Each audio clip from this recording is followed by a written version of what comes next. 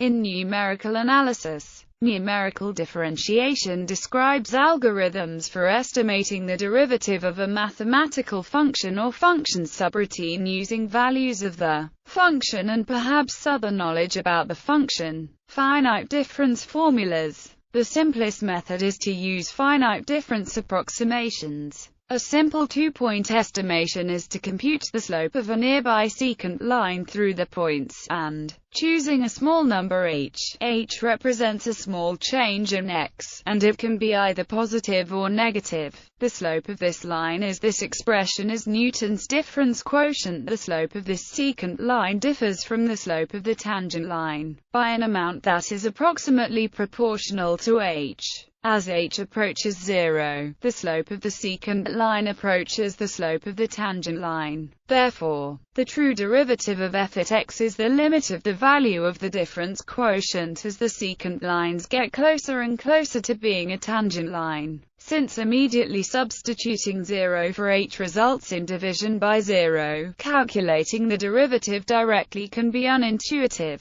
Equivalently, the slope could be estimated by employing positions in x. Another two-point formula is to compute the slope of a nearby secant line through the points, and the slope of this line is this formula is known as the symmetric difference quotient. In this case the first-order errors cancel, so the slope of these secant lines differ from the slope of the tangent line by an amount that is approximately proportional to. Hence for small values of h this is a more accurate approximation to the tangent line than the one-sided estimation. Note however that although the slope is being computed at x, the value of the function at x is not involved. The estimation error is given by where is some point between in. This error does not include the rounding error due to numbers being represented and calculations being performed in limited precision. The symmetric difference quotient is employed as the method of approximating the derivative in a number of calculators, including T82, T83, T84, T85, all of which use this method with h equals 0.001. Despite their practical popularity, finite difference formulas like the above two have been harshly criticized by some researchers,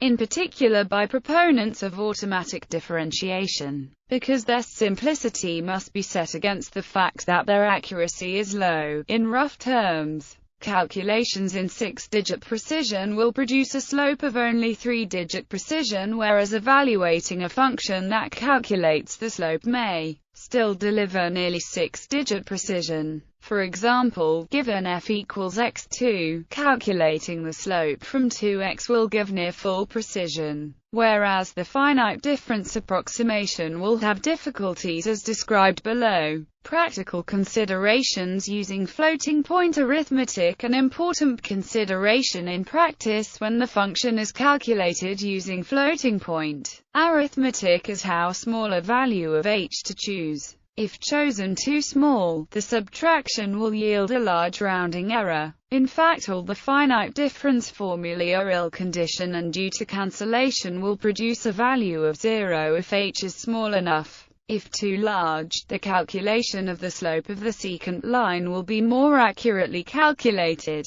but the estimate of the slope of the tangent by using the secant could be worse. A choice for h which is small without producing a large rounding error is where the machine epsilon is typically of the order 2.2 times 10⁻16. A formula for h that balances the rounding error against the secant error for optimum accuracy is equals 0, and to employ it will require knowledge of the function. This epsilon is for double precision variables. Such calculations in single precision are rarely useful. The resulting value is unlikely to be a round number in binary, so it is important to realize that although x is a machine representable number, x plus h almost certainly will not be. This means that in x plus h will be changed to a nearby machine representable number, with the consequence that x will not equal h. The two function evaluations will not be exactly h apart. In this regard,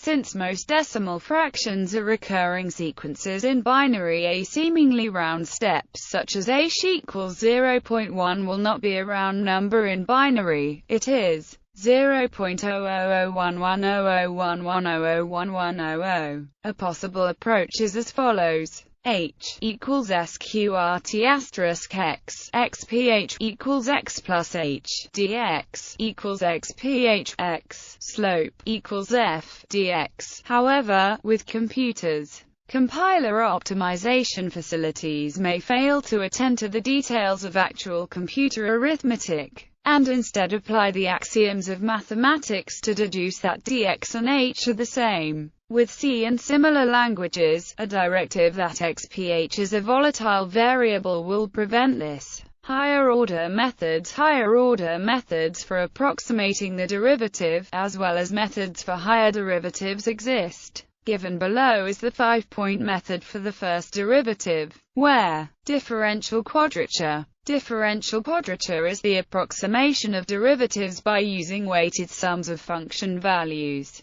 The name is in analogy with quadrature, meaning numerical integration, where weighted sums are used in methods such as Simpson's method or the trapezium rule. There are various methods for determining the weight coefficients. Differential quadrature is used to solve partial differential equations. Complex variable methods. The classical finite difference approximations for numerical differentiation are ill-conditioned. However, if is a holomorphic function, real-valued on the real line, which can be evaluated at points in the complex plane near, then there are stable methods. For example, the first derivative can be calculated by the complex step derivative formula. The above formula is only valid for calculating a first-order derivative. A generalization of the above for calculating derivatives of any order. Derivatives employ multi-complex numbers, resulting in multi-complex derivatives. In general, derivatives of any order can be calculated using Cauchy's integral formula, where the integration is done numerically. Using complex variables for numerical differentiation was started by Linus and Moll in 1967. A method based on numerical inversion of a complex Laplace transform was developed by Abate and Dubner. An algorithm which can be used without requiring knowledge about the method or the character of the function was developed by Thornburg.